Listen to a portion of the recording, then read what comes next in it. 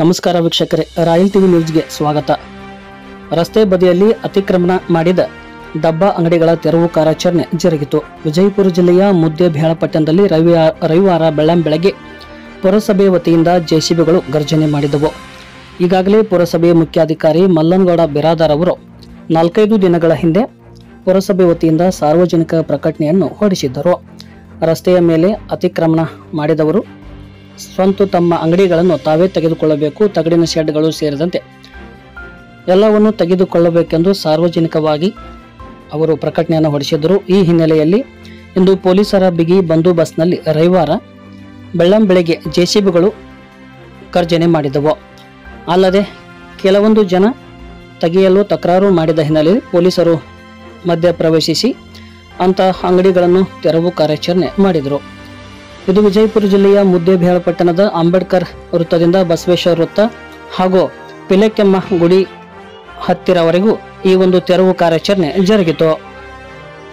ರಸ್ತೆ ಬದಿಯಲ್ಲಿ ಅತಿಕ್ರಮಣ ಮಾಡಿ ಅಂಗಡಿಗಳನ್ನು ಹಾಕಿದ ಹಿನ್ನೆಲೆಯಲ್ಲಿ ಬೈಕ್ ಹಾಗೂ ವಾಹನಗಳು ರಸ್ತೆ ಮೇಲೆ ನಿಂತು ಟ್ರಾಫಿಕ್ ಸಮಸ್ಯೆಯಾಗಿ ಇಲ್ಲಿ ಅಪಘಾತಗಳು ಸಂಭವಿಸಿ ಸಾವು ನೋವುಗಳು ಸಂಭವಿಸಿವೆ. ಈ ಹಿನ್ನೆಲೆಯಲ್ಲಿ ಜಾಗೃತಗೊಂಡ ಪುರಸಭೆ ಹಾಗೂ ಪೊಲೀಸ್ ಇಲಾಖೆಯ ವತಿಯಿಂದ ವಿಶೇಷವಾಗಿ ಕಾರ್ಯಾಚರಣೆ ನಡೆಸಿ ಈ ಒಂದು ಅತಿಕ್ರಮಣ ಮಾಡಿ ಹಾಕಿದ ಅಂಗಡಿಗಳ ತೆರವು ಕಾರ್ಯಾಚರಣೆ ಮಾಡಿದ್ರು.